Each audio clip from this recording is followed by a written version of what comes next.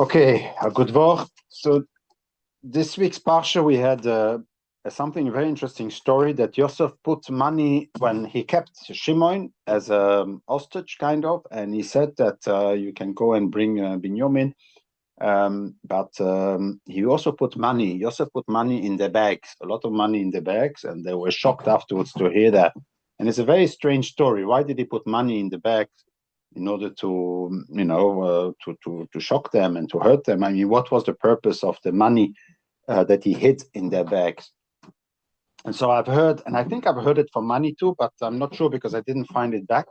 Maybe you saw it on this week's parsha, but yeah, maybe put on the light. Yeah, that's better.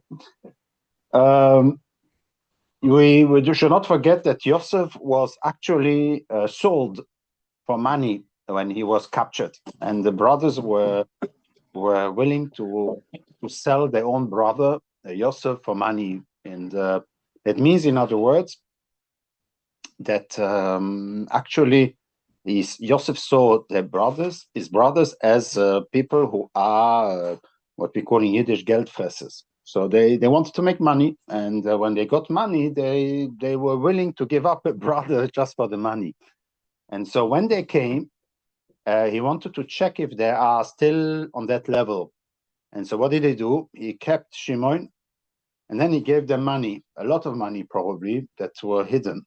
And then when they left Mitzrayim back on the way and they found the money, the question was, would they be able to resist this temptation of coming and exchanging the money for the brother, or would they just keep the money and leave their brother Shimon in Mitzrayim? In other words, it was a test that he was doing in the sense of, me, you were willing to sell. So your own brothers, you are willing to sell for money.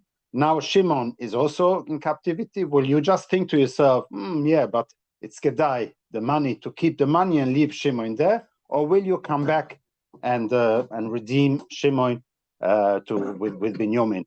So kind of it was to test them in if they made tshuva, kind of, if they are still having that the concept of money, of hungry for the money. That's how he understood probably the motivation of the brothers for why selling him as an Eved.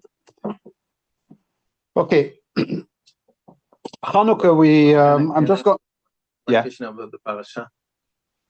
When Yosef, he says to these brothers to go to bring back Binyamin. Yeah. It's when he has been gone to Egypt, his father Yaakov was very sad. He mourned him. He mourned him so much that he mourned him. Now he's going to do again. The cruelty. This is cruel. Yeah. How come that Yosef does it in this way? So I will normally next week I would like to give an answer, but because next week I will speak about probably about the Shoah, because Yudas Robeteves. So I will maybe give you the answer right now. It's a very good question, but the question is in generically. What? At that time he didn't know. Yeah, but he didn't know. What? No, it's true. But he could, even if it's on a suffix, he would, if it will hurt the father. And the general question is, why didn't he, during all this time, not send a letter and a message to his father to tell him I'm alive? And the answer, I will give you the answer which I kept for next week, but it's a very, very simple and very true answer. So true that for me, this is the pshat. That when Yosef said about his dreams, his father was upset on him. It says, Vayichar, I don't remember the expression, that Yaakov was upset. What's going on? Your father and your mother will bow down for you. What's going on here? And then suddenly the children go to Shechem, and then the father says to Yosef, go and see what they're doing there. It's without any message, not, here, take the sandwiches. They forgot the sandwiches. Here, you have the sandwiches, bring it to your brothers. Just go and see what they're doing there. And so he just doesn't understand. So he does what his father tells him. So he went, going looking for it somewhere in a place. And suddenly he arrives there. They catch him. They put him in the bar, and then they sell him. So what did Yosef think?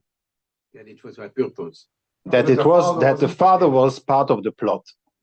And so therefore he thought, okay, my father, and they decided, because I have, maybe because of the way that I explain my dreams, that I am a threat to them, and that they have to get rid of me. And so he never thought. He thought the brothers and the father are all in one plan, in one plot. And so therefore, when he heard that there is a Binyamin, he was afraid that Binyamin, they'll do the same thing. Because Binyamin is also the son of Rochel, and there will be again a tension there. And so he said, you know what, bring me Binyamin, and I will look after him. And so basically, he actually believed at the time, and it is only afterwards when he hears his brothers in next week's parsha saying that, yeah, our father got, that he understood that the father was told the story of the treifer, that he was eaten by. It's only then suddenly he started to say, he started to cry and to open up, because then he realized, my father was not part of the plot. It's only then, I don't remember anymore. You have to check in the psukim. It's beautiful. It's the poshet pshat. For me, there is no, for me, all the answers from the Ramban, which is, in order to make sure that the dream gets fulfilled. That's very harsh. So you're very harsh with your father, and not in a nice way, in order to be able to say, you see, my dream was true, and the nevuah was true. I would not have done that. I mean, basically, it's a bit difficult to... Yeah, but what you were saying is strange, because you spoke about this Yosef in the past with Yosef and the Yehuda stuff, and you say he's a manager, and he's quite technical, so he's not really on feelings. And as if you want someone with a long-term vision, and if you don't really care, I mean, you're not going to be this kind of person, say, oh, yeah, he's going to cry. Yes, you will do it. Why? Because what matters is the result at the end. Yeah. And if you need to go through this, you will do it. And that's exactly what you define by a Yosef personality type. Yeah, but so that's why when he went to Mitzrayim and he became successful in Mitzrayim, he believed that he's going to be the continuation. Ele told us Yaakov Yosef, that Yosef is a continuation. That Yaakov and his sons are finished, and now it's him. He will build the Jewish nation. So he believed at the time that it's over. Like Hashem told them, they are not okay, and they are they behave like an Esau, and you have to continue the. Yes, with Abraham, Yitzchak, and Yaakov. But he didn't know that yet. We didn't know that yet. It's that Yaakov would be in Avraham, Yitzchak, and Yaakov, and then all the Shvatim are part of I'm speaking about the Shvatim, but I mean, by us in our tradition, you are the son of your father. Yeah. You are not the son of your father, you are out. Yeah. Basically. Yeah. And so the only way for yourself, even if there is no Shvatim, for him to be the next generation, is to be the son of his father, or the only way to be the son of his father. That so he had probably questions about this whole story, but for him it was clear that I became the Paro of Mitzrayim in order for me to start building the Jewish nation. And he married Bas Potifar, and to make sure that his children should be the combination of the Hebrew nation and the Egyptian nations, which are the biggest, in order to build further the Jewish nation. So it makes sense. It fully makes sense. So always remember, this pshat is, for me, it's a poshet pshat. Yosef thought the father was part of the plot, and that is why he never sent a letter. That's why he wanted to save Binyamin also, and that he actually only started to cry, and he opened up when they were telling him about that the father was also deceived and not... Okay?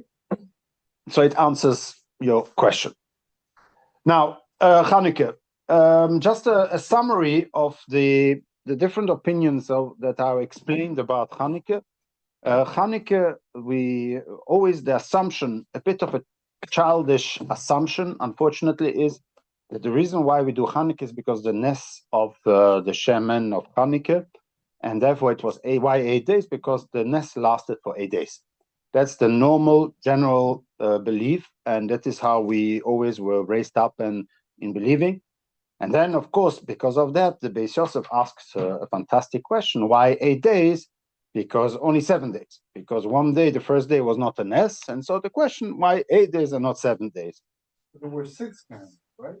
There was seven altogether. Okay. 7. So the 7 7 has to be lit as well. Yeah. Everyone they lit all of them. They lit all of them together, and they all lasted for 8 days. One one lasted for 8 days. So there are a lot of answers on that question.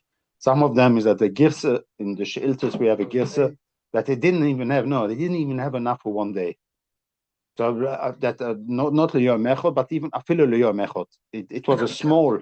It didn't last. It should not have lasted even for 1 day, and it lasted for the first day, the second day, the third day, and etc. So even the first day was a nest. It was on 24 hours, on 24 hours. No, but so that's another question. So some say that it got down, and then in the morning they saw that it was full again. So it's another way of answering. So even the first day in the morning it was also a nest. So it went down in the night, and then in the morning they looked and they saw that it was already fresh oil inside. There's a lot of answers.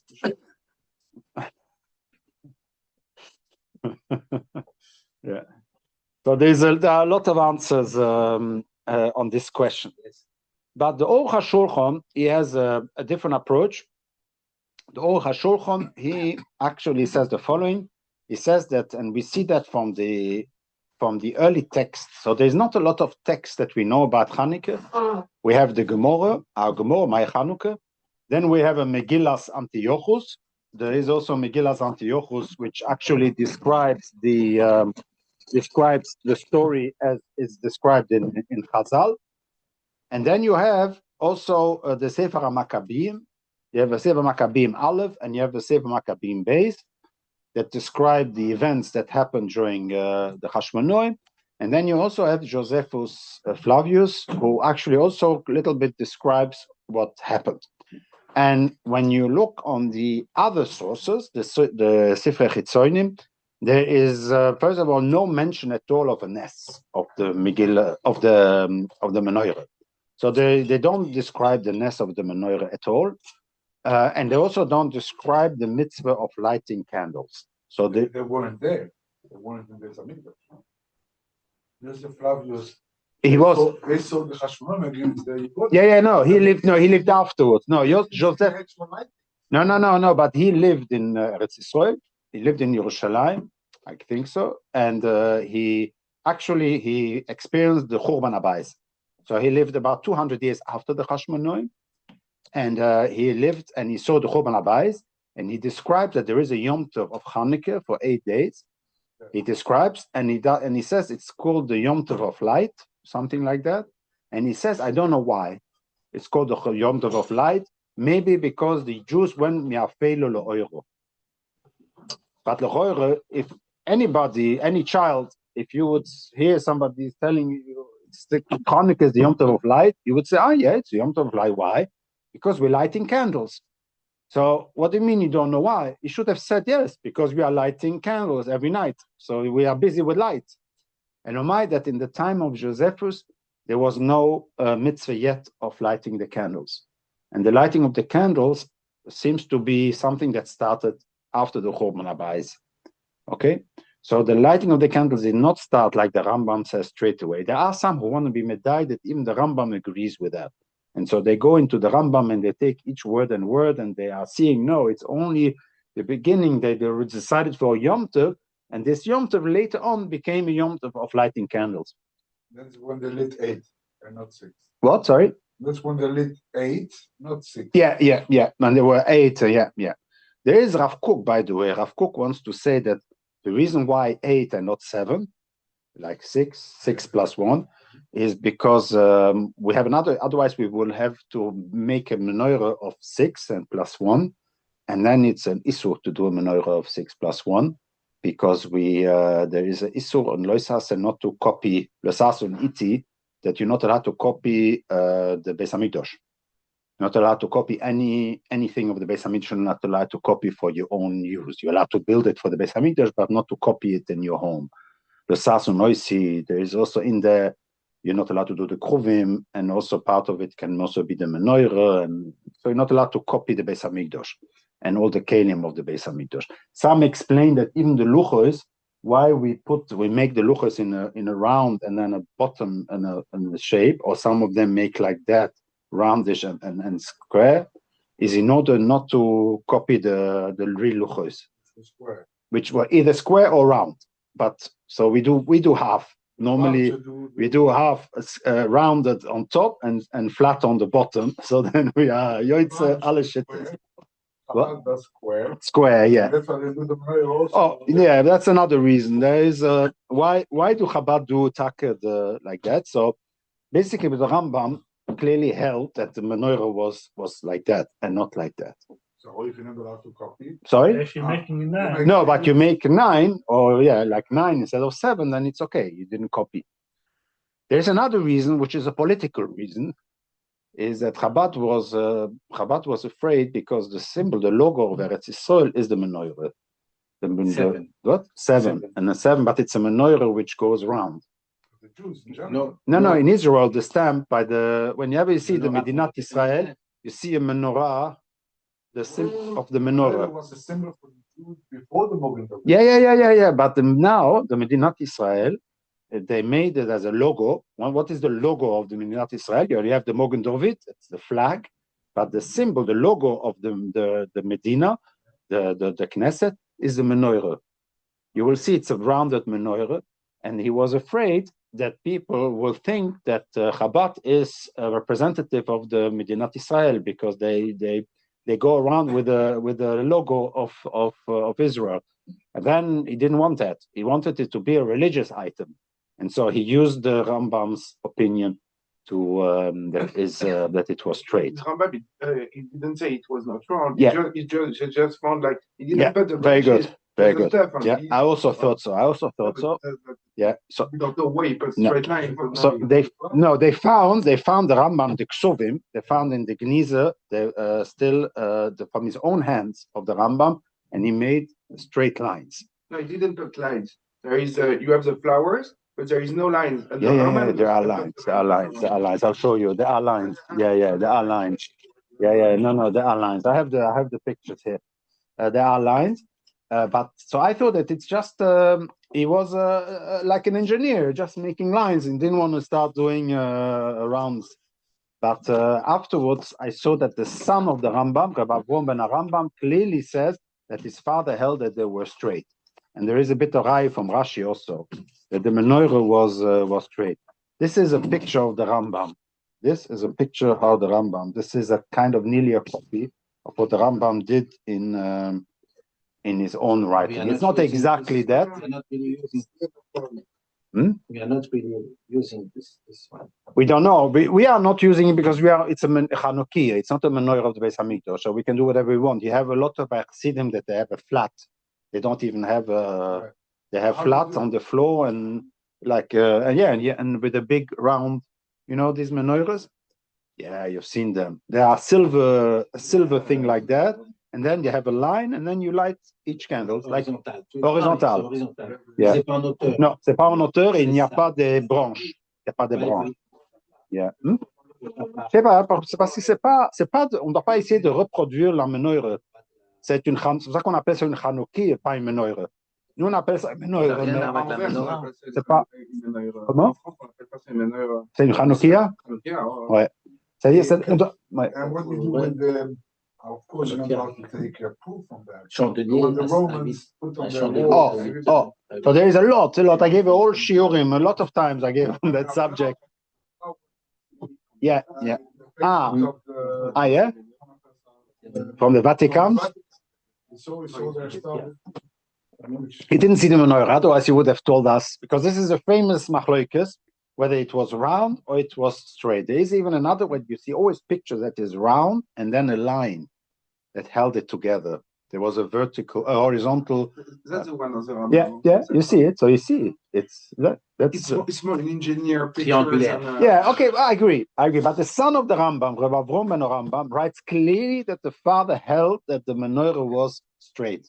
So it's not. It's the son. So I cannot say like my reaction was always that it's an engineering picture of the Rambam as an engineer. But the truth is that the son says clearly that the father held that it was straight, and there's also a Rashi. It's explicit about it. At the end of this book, when it's describing the triumph in Rome. Yeah. So the one you have in the he says he describes the round stuff. He doesn't say straight. No, the round. Says they brought them and he says clearly that's not the menorah of the Beis Hamikdash. It's not doesn't look like this. It's like the seven. It represents the 7 planets. It's wrong. No, it describes. If you have it, you will see at the end. It's round. It's not at the same size because it represents the planets. Yeah. With the sun, I mean, with the kind of a sun in the middle. The sun in the middle. So the 6 planets on the sun. Yeah. And what was broke with the 7 branch like this? It's another menorah, which is not the one. Not the one from the Mason. There were also different menorahs. Yeah, there were a lot. Yeah. Right. One was like that, and one No, was. but that's what he's saying. There was many menorahs, but the real one, so the one that was the authentic menorah, not the extra one, it's the rounded one. It's something like this. Common bull. Yeah. I gave once a shiur, and I said there are another opinion. So we have either it was round and then there wasn't just a neiros on top, or they were round and they had a line to hold them together because the gold is very soft, and so in order to keep it straight, they had a system to keep it like that because a lot of the candles were all like that towards the middle one. Oh, so but this can be just this. You don't have to do the branches. This you can do already on the flame. So they have a neiros. The neiros is the kli that you put on top of the branch, and in there you put the oil, and in there you put the wick, and then it burns. And this you can incline towards. You can put the wicks towards them if you And then you have another shitter. Ibn Ezra held that it was a half a circle. That it was half a circle. That it was. And you have I think it's the Mogen Avraham wrote a sefer on Pirosh on the Torah, and he says that because it's El Mul Pnei HaMenorah, you say that it was like that. So he said that it was around like we light every Friday night. The women, I mean those who light, those who don't light too, but they light chandelier. It's all going around and one in the middle. That's the one of Rabbi Joseph. Yeah. That's how he describes it. He describes it like that? Okay. No, that's what I tell you. When he describes it, this menorah was the branch. Yeah. It's not the one that the authentic one. No. The authentic one is around it. Not at the same level because it planets whatever. He describes it and knows that Rabbi Joseph was a Kohen. So he was in the Beis Hamikdash and he saw the menorah. He's not speaking from he says it was round. Around the. It makes sense in the text. When you read the text, El Mul Pnei HaMenorah. The menorah, the Pnei HaMenorah is the middle one. El Mul. It's all of them were opposite. It makes sense. But Mogen Avraham says that because all the. Sorry? They couldn't make 3D, so they made it flat. Yeah. Il parle aussi de Chanuka, mais lui, il dit c'est pas pourquoi. Ouais, il ne sait pas pourquoi. No. So that's the reason. So it's interesting to know that Chabad don't do it because they are afraid that otherwise people will not think about a religious holiday, but simply it's a Zionistic running around with the logo of Israel.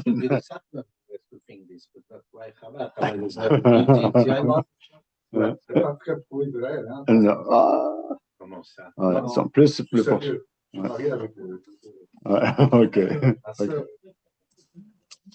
Ok. Ouais, les Vice, ouais. Les gens évolués. Ouais.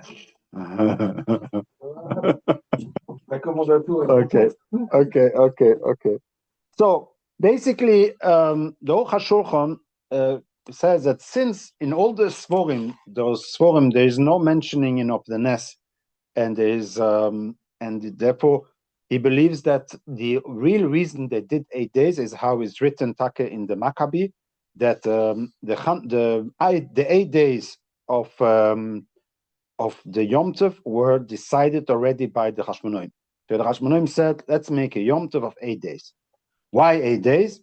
So in the Maccabi base, in the second book, so you have like Melachim Aleph, Melachim Beis, you have Maccabi Aleph and Maccabi Beis, or Sefer, I don't remember, Maccabi or the other one is Hashmonaim.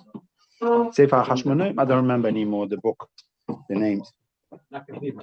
Maccabi, Aleph and Maccabi Beis. In Sefer in Maccabi Beis, there is described that they did 8 days. They did 8 days because of Sukkot. Je pensais que c'est pour ouvrir. Ça va? Ouais, c'est bon, c'est parfait.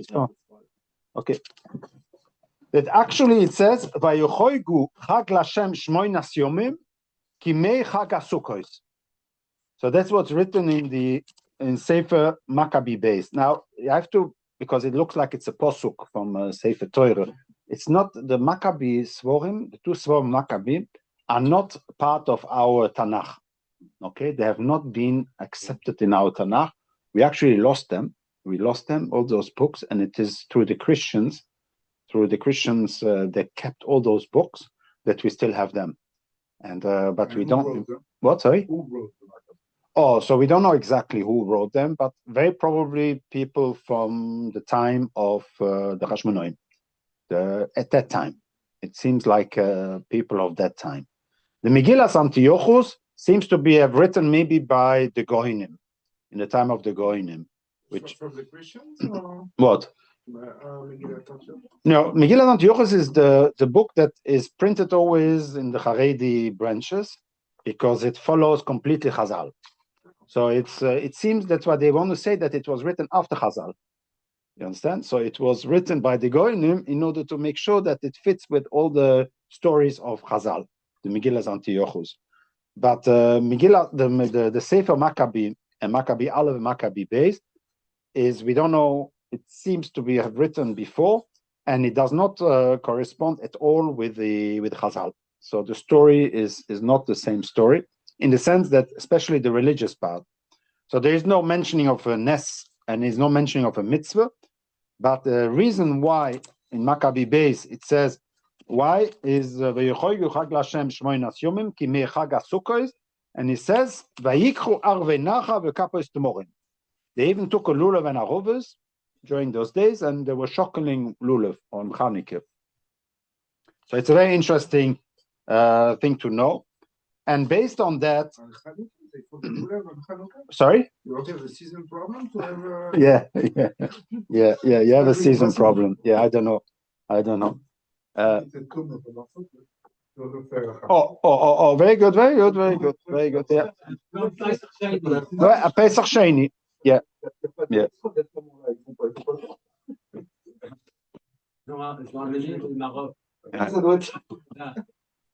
Originally, Shmini Atzeres was supposed to be 50 days after the Passover. Yeah. We don't do it is because it's the winter. The winter, that's right. Come after Yerushalayim. Yeah. So why would they do it on Chanukah? Yeah. I don't know. It's in Maccabi Aleph, it says,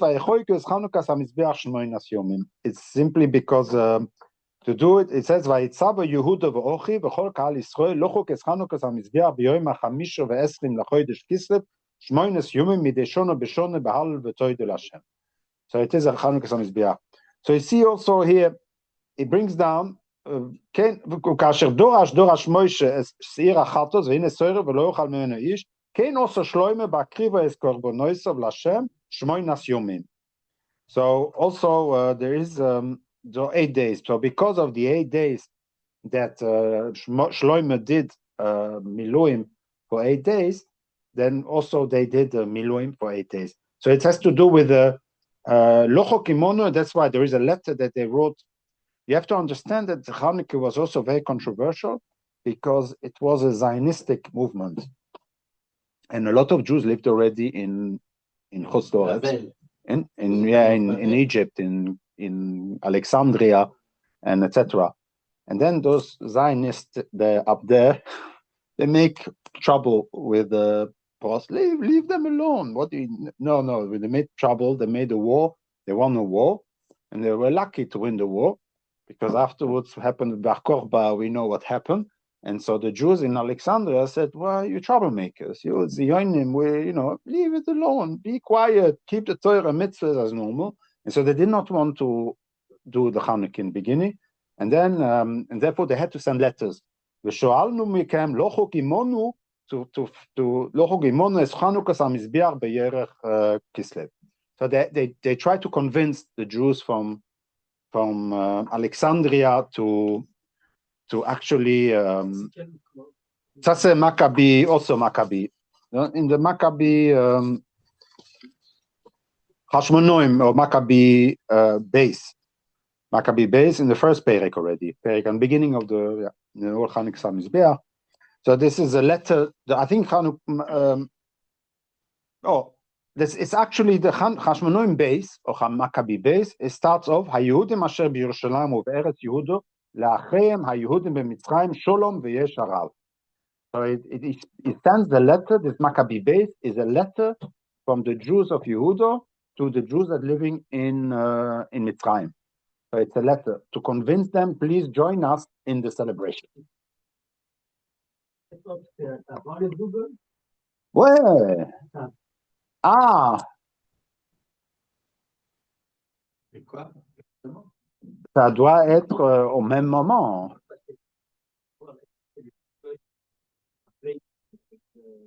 Ah.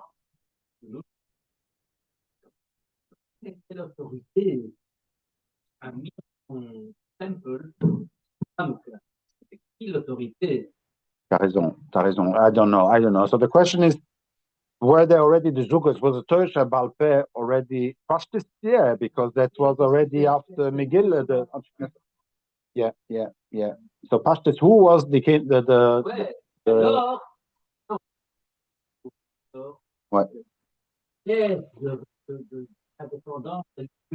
Ouais.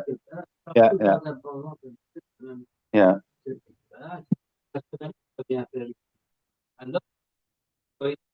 Ouais. Yeah, autorité. Yeah. The question is, do the Zugos, what? He asked, who was the legal religious authority in Eretz Israel at that time? So who was the Hashmonoim were the Kohanim, and they were the soldiers. But who were the Sanhedrin? Who was the one that decided the religious halachas, and who created these mitzvahs? Because it seems like that they are the ones they suggested it, but we don't know who gave them a sample to agree with them, and therefore send a letter to Bovel or to Mitzrayim or whatever it is. The main question I want to ask back to Rav Moshe was: are the Zugos, did they have also an authority on the Jews of Mitzrayim? You understand my question? Did the authority go all the way till?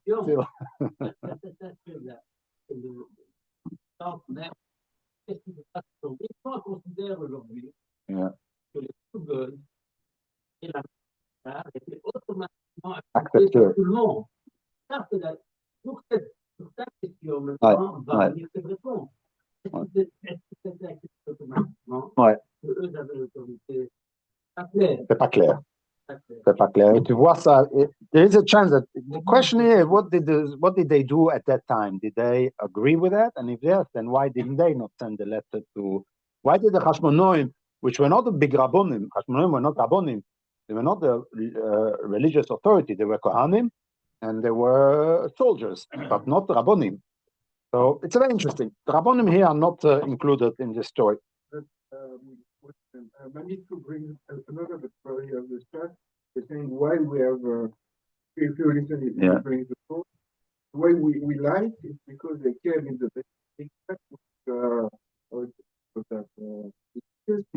with flame on it. Yeah. Like they brought to and that of course then it's 22, so it's gonna be it says that the nationalist part because it's the army who takes it back and first they fight the nation around him, and that's why you do the that's one of the reasons. It's really the national aspect of it, and this might explain the letters to because now we're back to a nation. Those guys are part of a nation, so you should contribute to the nation. Yeah, could be, yeah. But that's probably what happened, and in the sense that it was a purely nationalistic holiday. It was what we called Onafhankelijke Dag, le jour de l'indépendance, and that we celebrated for 8 days. And like Sukkot, the question is what Sukkot have to do with this. Is you need power to allow. Very good. Now that's another question. So let's go and take what I'm doing is a summary of 4 different shiurim that are on the YouTube. So you can find Chanuka gave let's make a bit of a summary of those 4 shiurim. It's clear that they did not light candles straight away. It was a nationalistic holiday. But after the Churban, it became clear also that, there is no more reason to celebrate this Chashmonoim. First of all, the Chashmonoim seem to have very quickly go down also religiously. So big tzaddikim, they didn't seem to have become. A lot of stories and etc. And there was a Churban, and it ended up in a Churban anyway, and we lost everything. So the question is, why should we celebrate something that anyway is already finished? What? Yeah. Okay, Talia avec force. Okay, yeah. But it can be that the Shavuos only started after the second Beis Hamikdash. I don't know when. Just say. Yeah. Okay. Let's not go. But I understand your point. So you have a lot of questions, and so it seems the Mishnah Siavet was a Rov in Yerushalayim, and he has a very clear understanding, and he says that we only started to light candles after the Chorma Bayis, Zeichel Mikdash. So Zeichel the Menorah and the Mikdash, we light candles on those 8 days. So we turned it from how do you call it? Historical nationalistic holiday into a religious holiday, where we are going to bring light to the world and the Oil Agoyim, however you want to describe it, or it's the Oil is the Torah, but we turn it into a Jewish holiday, and it's therefore when the Gemara asks, how come that you can make a brocha shekidishtonu, and the Gemara asks the particular on Chanuka. Why does the Gemara ask on Chanuka? Could have asked on Megillah, on Eruvin. Why does the Gemara ask on Chanuka? It's because of your question. How can you make a brocha on something that at the end turned out to be not so good? Yeah, the Rav Hutner, this is Rabbi Hutner asked that question. He answered. He says that this is a pshat that sometimes we do things even when we don't understand, because our fathers. He answered that this is the Torah So'av and Torah So'av. That's why he gives the answer that sometimes. But the truth is that how we explained it now. No, it became a religious holiday after the Chorma Bayis. We started the mitzvah of Hadlokas Taneros, and it's not anymore the commemoration of the nationalistic commemoration, but it's the nest that we put forward.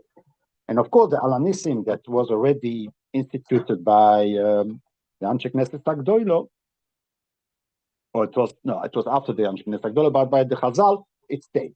Yeah, that we are still the Milchomes. Also, we mentioned the Milchomes, but the Iker is the Nes Chanukah, is the Nes the Chanukah.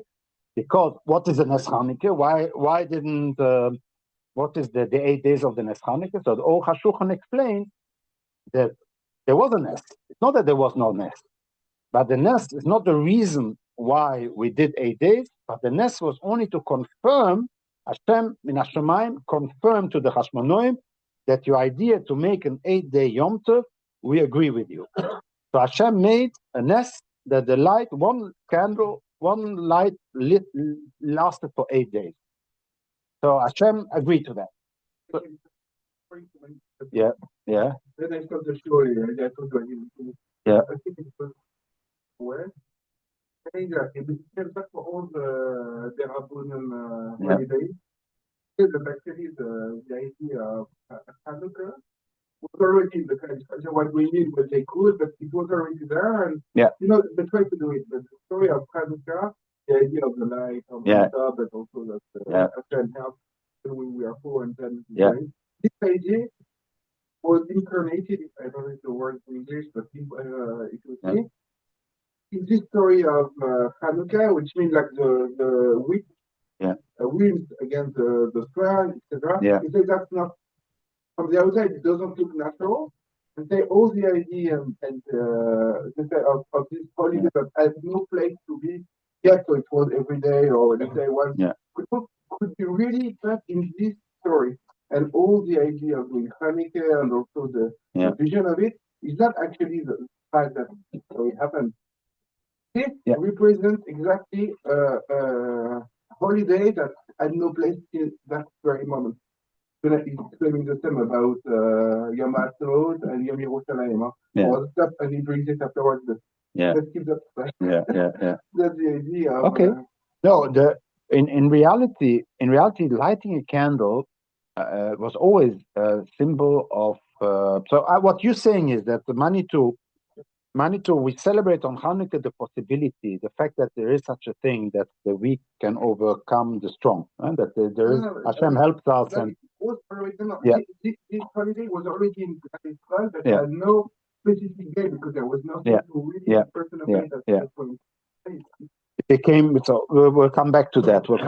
Because that's going to be the connection with Christmas.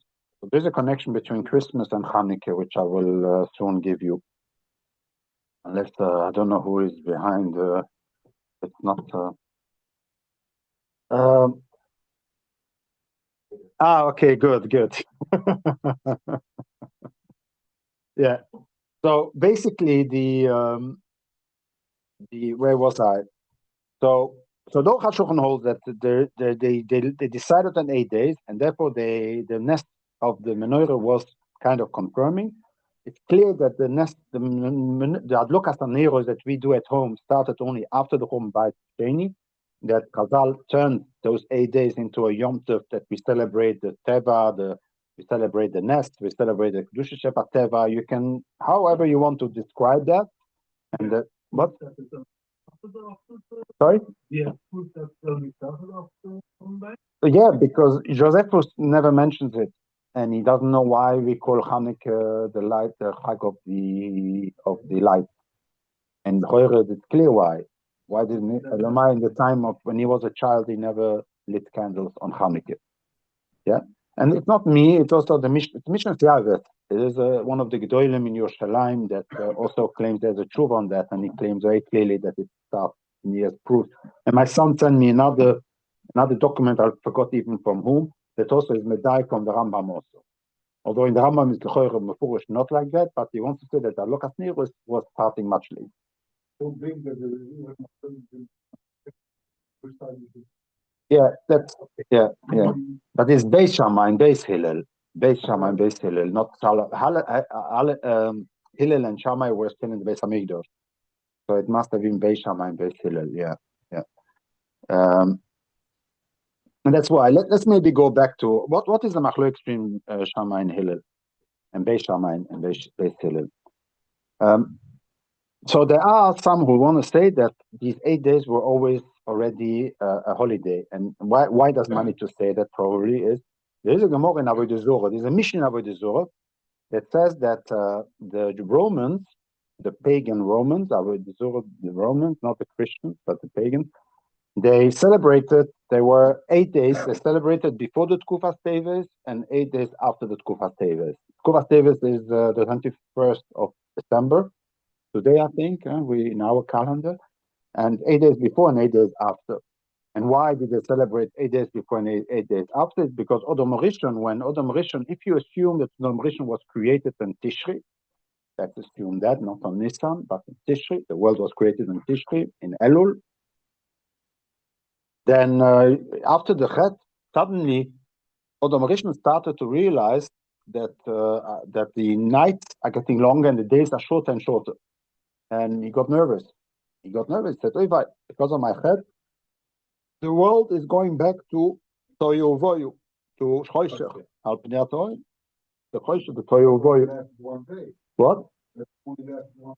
No. He saw the days. He saw the days. Yeah. No. The first night didn't know.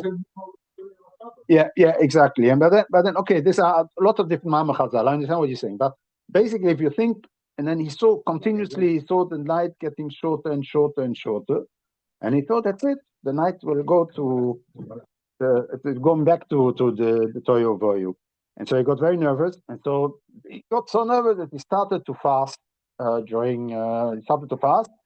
this fast lasted for 8 days till it Kuras Teves, and then suddenly the night started to become bigger, and the days become bigger, and he was happy, and then he celebrated the next day. He celebrated these 8 days, the one that got smaller and the one that got larger. And these are the two Yom Tovim that the Romans celebrated. And that means 8 days before Tkufas Teves, and some Calandra, and the other one, I forgot the name, Saturnalia or something like that. And you can find it on Wikipedia. There is such a chag that also is mentioned in the Mishnah in Avodah Zorah. And so it's possible, and it makes sense, that Chazal took those 8 days and turned them into the Chanuka, what we celebrate. And so we celebrate the Etzem 8 days, about 8 days, that is before the Tkufas Teves. And so the question now is, so you understand what I'm saying? So the 8 days, either the 8 days before, yeah.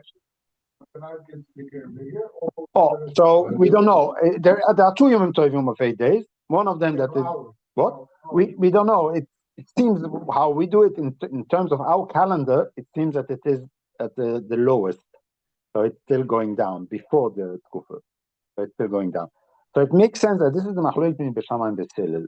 Beishamai held that we celebrate the one that's going down, and Beis Hillel holds we celebrate the 8 days of going up. That we're still celebrating the 8 days as going up. And it's what I explained you also is that Hanukkah has this particularity, and it's very important. It is the darkest week of the year. It is the darkest week of the year. Why is it the darkest? Because it is one of the longest nights. It's not necessarily the longest night. There can be longer night later, but most of the time it's very close to the 21st of December, first of all. So it's already there, but you have darker. Next week is darker, right? I don't know if by chance, I'm not sure. I think we are in the darkest this year. What, sorry? Yeah. But next week goes up, I think. not it is going up already, or I think it's gone up already. Yeah. Well, so basically, it's close to the darkest, but so why? So it's not the darkest. Why do I say it is the darkest week? It is the darkest week because it is on this week that even in the night, there is no moon.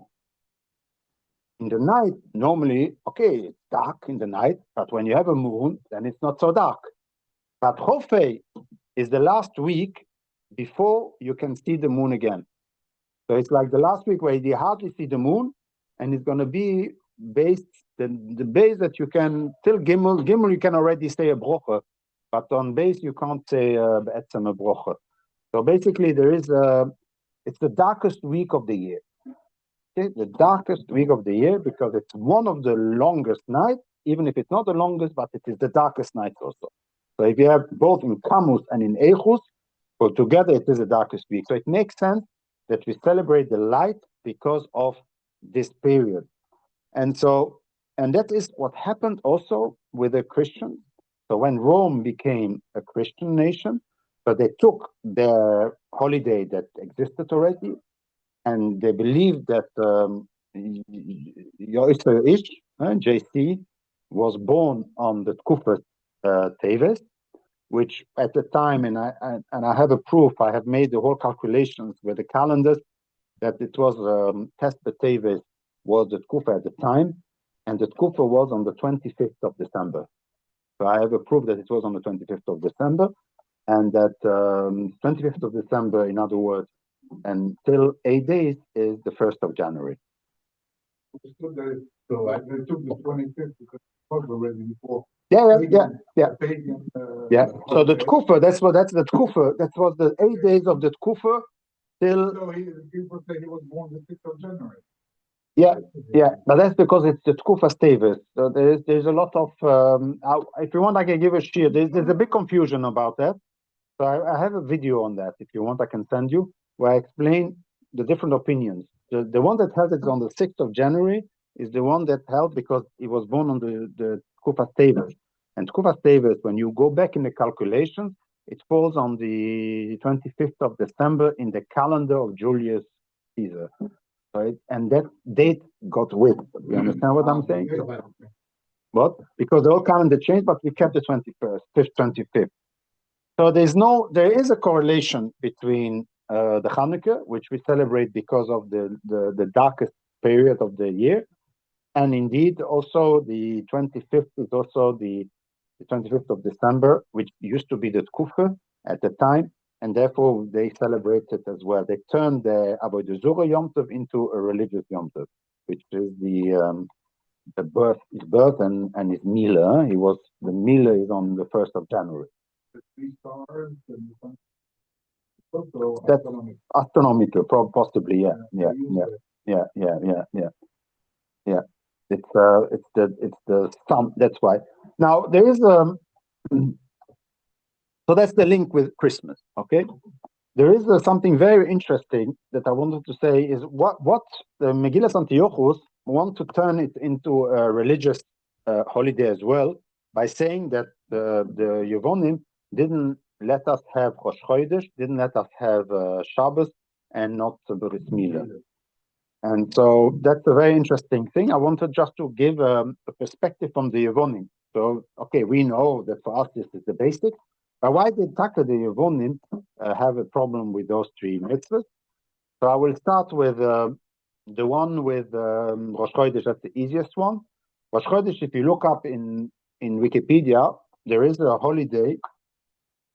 There is a holiday on Wikipedia that the Yevonim had, which was Rosh Chodesh. And on the day of Rosh Chodesh, every month, it was one of the biggest holidays. They had a holiday of Rosh Chodesh, and they did not allow any other holidays to fall on that period, on that day. So whatever other holidays in the world where the Yevonim were, it's the Wikipedia, I found it, that every Rosh Chodesh was... it's the holiest of days in Athens. It's called the Numinia. And the Numinia was considered, in the words of the Plutarch, the holiest of days. And no other religious festivals were allowed on this day. No any governmental meeting scheduled to take place on the Numinia. So it is always the first day of the lunar month. So Rosh Chodesh, it was already there, Yom Tov, and they said, you're not going to celebrate, you're going to celebrate the Numinia, not Rosh Chodesh in Beis HaMikdash. So that was the first item. No Chanuka. What? No Chanuka on this day. Yeah, also no Hanukkah on this day. Very good. Yeah, exactly. Yeah, exactly. So the Yevonim were already were answering Rosh Chodesh. Then you have a Shabbos. So Shabbos is one of those things that is not so difficult to understand. We have to understand that Hanukkah is Saturday, is Saturn. Saturn is not a good god, Devil's Day. And it was already Devil's Day a long time ago. Even the Ibn Ezra, he mentions that Shabbos. Ibn Ezra holds a possible opinion that the reason why Hashem said to us not to make a meluch on Shabbos is because it is a Devil's Day. It's a dark day. It's the day of the darkness, and it's not a good model to the Tzitra that is strong. So don't do a melocha because you won't see a brocha in your melocha. Yeah, sorry. You won't enjoy. You won't enjoy. You will not see a brocha. So Torah says don't make any melochas. Rest on that day. Like this, we pass the day, and then you can start working again on Sunday. So this is how the Ibn Ezra sees and basically there's a lot to speak about that we are called like the Sabbath, the Saturn and the devils, because we worship the devil, man, the satanic worshippers in the Sabbath. I think there is a rock group also, no? The Sabbath. I think also the witches, the Sabbath. They have a Sabbath on the witches, the Machefas. Yeah, there are satanic people, and that we celebrate the Shabbos, and Shabbos is a satanic day. Kronos was one of the Greek kings, the Greek gods that were eating his own children because he was afraid that one of his child will take him over. This is similar to how we killed the God, the Son of God. The similar idea, but anyway, there's a lot of interesting correlations with that. There's another story which I wanted to share with you, and this is just one story. The way that Ptolemeus won Eretz Israel was that he came into Jerusalem, and it was Shabbos, and so he said, Shabbos, they don't fight, it's muktzah to fight. And so he said, look, I want to bring korbanos to the Beit HaMikdash. They said, well, it's Shabbos today, Beit HaMikdash is basically closed, but you can always bring. I mean, we won't not let you bring. So they opened the doors for him. He went in, and after he went in, he, like the horse of Troy, the Trojan horse, and he started attacking them, and they lost. That's one of the stories to explain the loss of how it happened. And so one logical explanation is that the Greek said, this won't happen twice, so you won't keep Shabbos, because I don't want that the Persians will come into, this is, Jerusalem is mine, I want you to defend the walls properly also on the Shabbos. Now there is, for me, that what was interesting is that the Rambam always held that the reason why we lost the second Beit HaMikdash is because we were busy with astrology. That we were busy with astrology. It's difficult to say. So he said, instead of being busy with astrology, you should be busy with fighting. Learn strategy and learn proper fighting, and not being busy with the stars. And that's how he explains the Churban of Eretz Israel.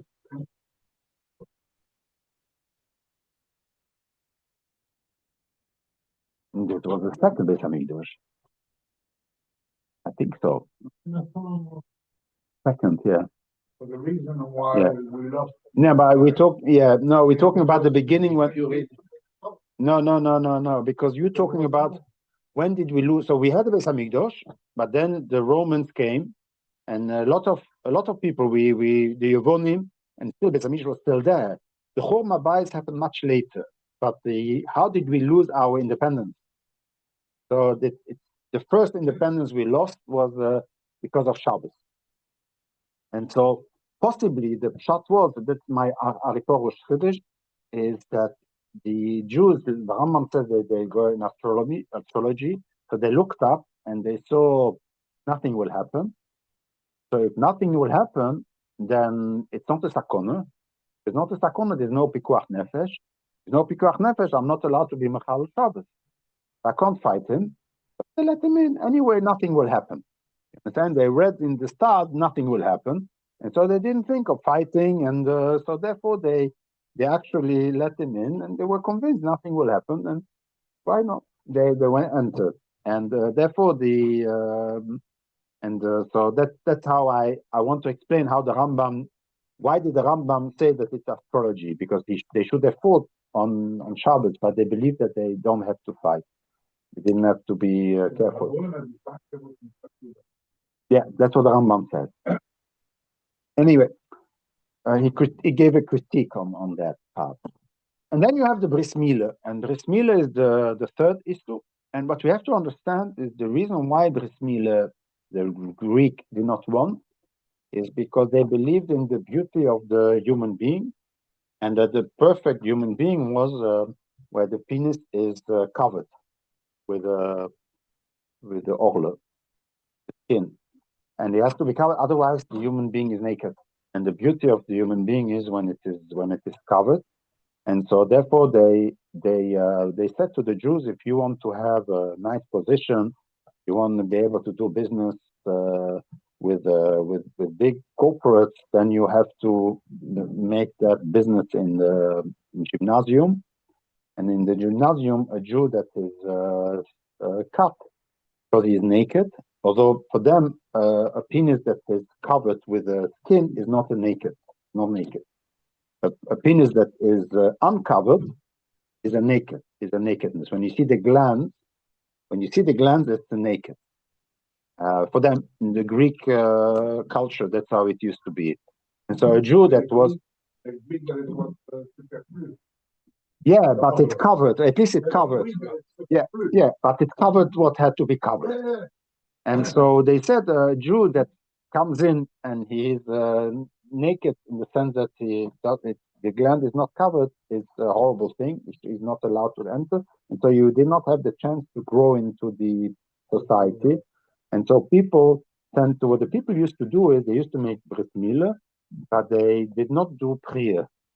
So they only cut at the beginning, they cut down, and they still were holding it. And that because there was no priya, it could grow a little bit again. It doesn't grow completely, but it could grow a little bit again.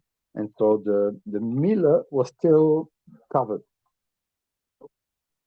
That's Mefer Brist, and Chazal are very against this. Yeah, this is somebody who tries to undo his bris milah. You can't do it, but Chazal are very against it.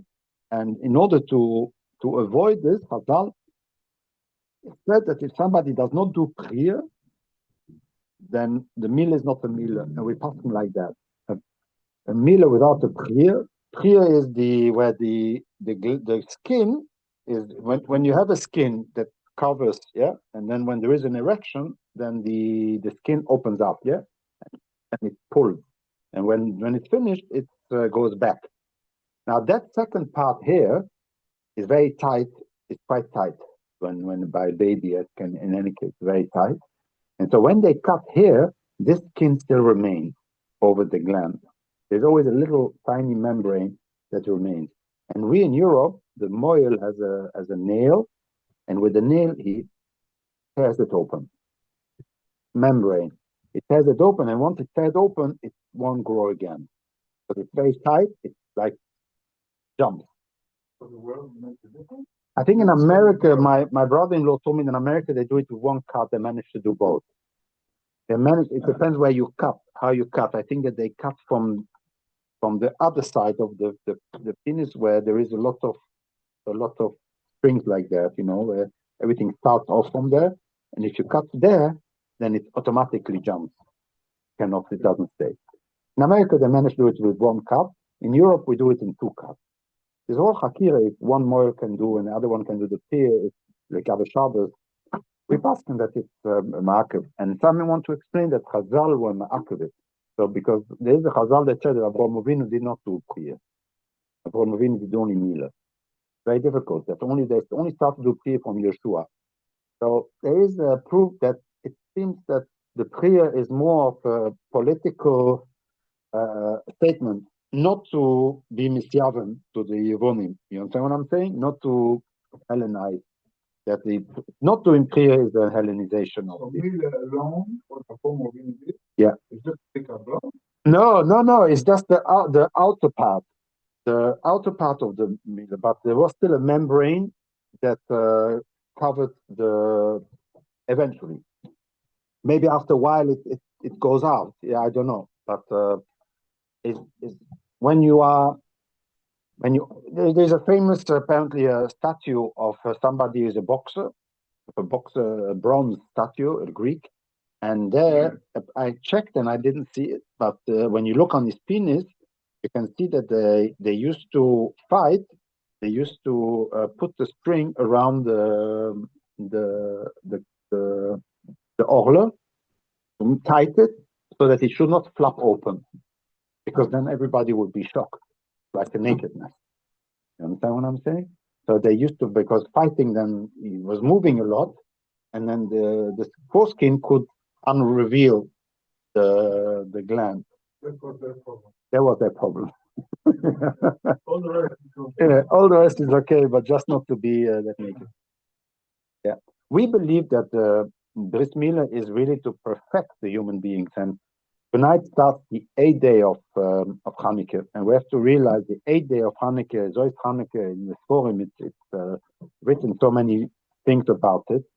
Mamish, one of the holiest days of the whole year, and because all the Rosh Hashanah, Yom Kippur, the decision, this is Chanuka, it's only the finalization, we can still change a lot.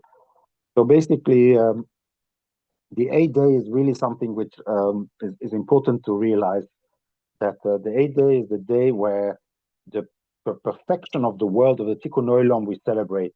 We celebrate the 8th day of Bris Milah, because that's the 8th day is the day that we are going to Mashiach will come, and that the world has been improved in such a way that it has that human beings will have left the imprint of how we have improved the world. I always explain that we have 7 days of, we are still in the 7th day of the creation, and the B'Yom Hashmini is the day when we will be partners with Hashem, where Hashem will be walking with us. We are not anymore like Sukkah, where Hashem is on top and we are on the bottom, but on Shmini Atzeres we go out and we have a Suda with Hashem. We are eating with Hashem. That represents the 8 days, representing of the world in its perfection.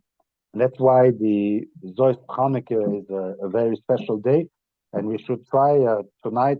It's written in the story to sit by the menorah and to enjoy the light of the menorah, kind of to let the light come over you. It says that this is called the Oir HaGonus. The Oir HaGonus that the tzaddikim they receive, we can also receive it on Hanukkah, and specifically on the 8th day, because that represents the hashlomas of the tikkun olam that we are looking forward to. So may we be take zoicher to the Gula Shleimo and to see take the Oir HaGonus and the Oir from Mashiach b'mheiro v'yameinu amen. But this is only after half an hour, right? Yeah, during the half an hour. During the first half? Yeah.